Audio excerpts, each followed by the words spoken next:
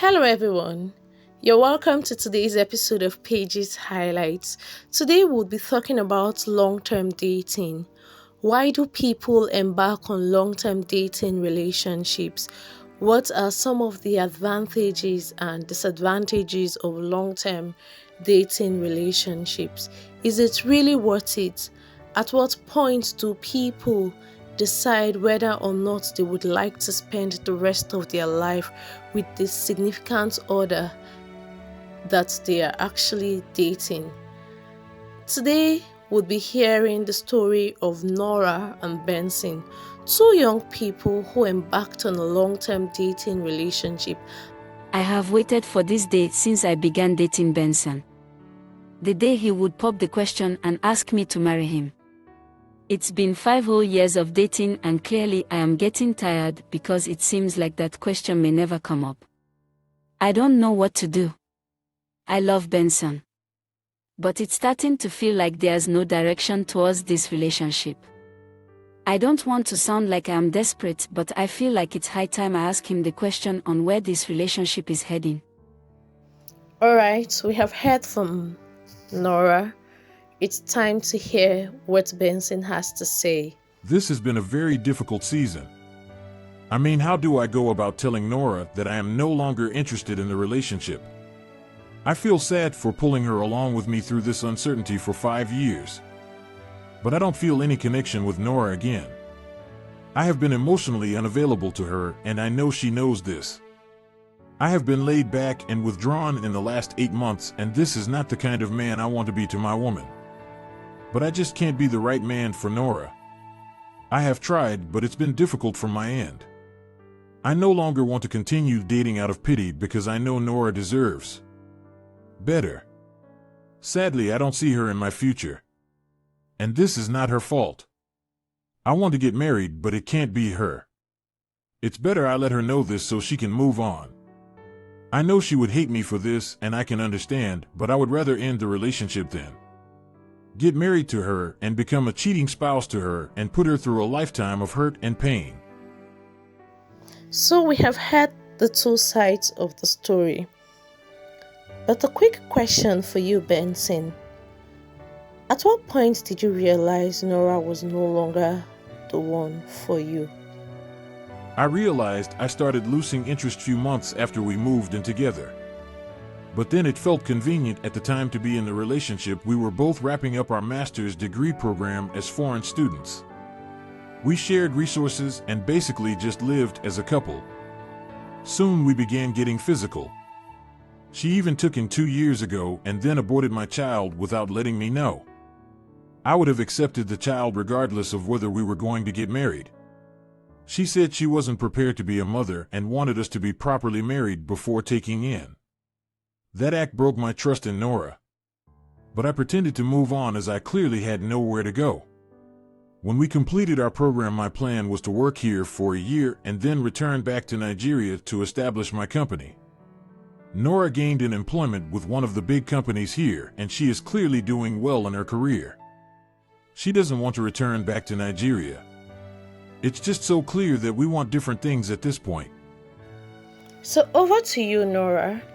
You've heard from Benson. What do you have to say to all he has said? I wasn't dating Benson just for the convenience of dating him. I am from a very disciplined home and my parents believe so much in me.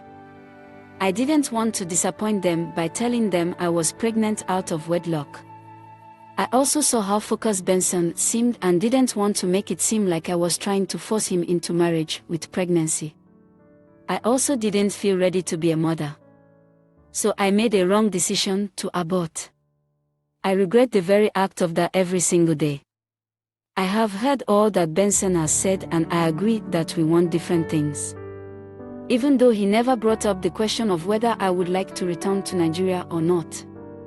I work with a multinational and can work my way to a transfer to Nigeria.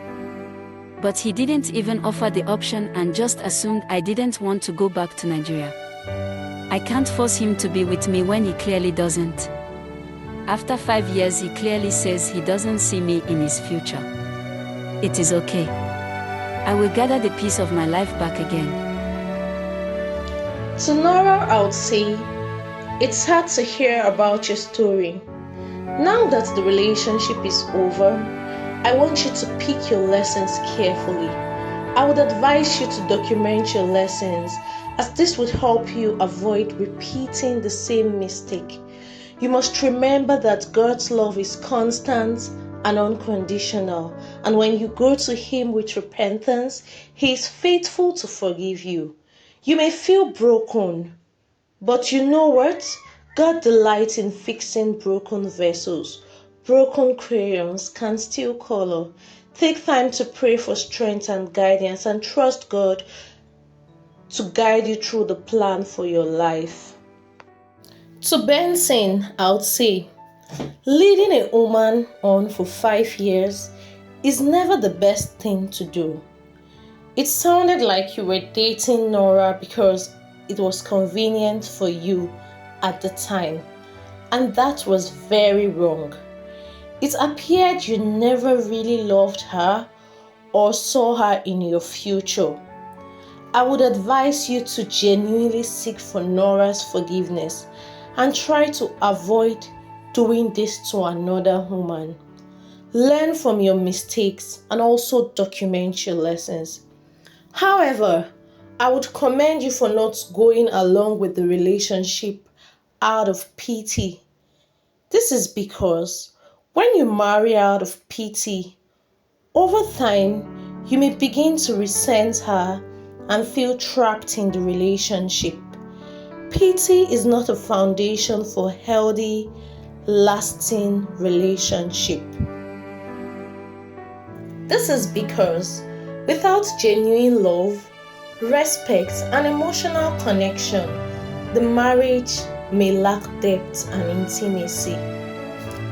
These are some of the reasons why I advise against long-term dating. I mean, for some people, it's inevitable. Maybe they find themselves in different locations or based on inavailability of resources, they had to date for long. But as much as possible, I'd advise Christians against long-term dating. This is because long-term dating actually promotes temptation. You see, prolonged intimacy without commitment to marriage can lead to temptation and compromise of Christian values. Just like Nora and Benson, after dating for a while, they decided to start cohabiting. Cohabitation, as you know, often leads to sexual relations outside of marriage, and this goes against biblical principle. Another thing is emotional attachments. Relationships have emotional banks where the people involved must make deposits if they desire for it to thrive. Long-term dating can deepen emotional attachment and make it difficult to discern. It can make it difficult to discern if the relationship is truly God's will or if it's just based on emotional dependency. You heard from Benson, even when he knew he was no longer interested, it still felt convenient for him to stay in the relationship. And also for Nora, even though she knew that she was seeing signs, that he no longer showed the same interest, but basically because of the emotional deposits that had been made an investment, she still felt the need to stay in the relationship, and it dragged on for years. Fortunately, theirs is just 5 years. There are some people that have been in such situationship for 10 years, 20 years without any clear direction and purpose. The earlier you discern, the better for you. Another thing is that this can also delay God's plan. When you spend time in a relationship that may not lead to marriage, it can delay individuals from fulfilling God's plan and from even being attracted to the right people or the one who God has planned for them. While you're busy testing your compatibility and your God ordained spouse is just there around the corner, scared to even approach you because you're cohabiting, you're living as though you were married when you're actually single. It's more like enjoying short-term benefits without wanting to take the risks. You heard clearly from Benson. He never saw her in his future. He never saw a plan for her, but he was enjoying the marriage benefits. I mean, who would want to spend time, and spend resources trying to get a wife when he's already enjoying the benefit of it for free? Nobody. So to young people, you should make it a duty to honor God in your relationship and to trust Him from the very beginning. Even if it looks like everyone around you is dating and in a relationship, it pays to do it the right way.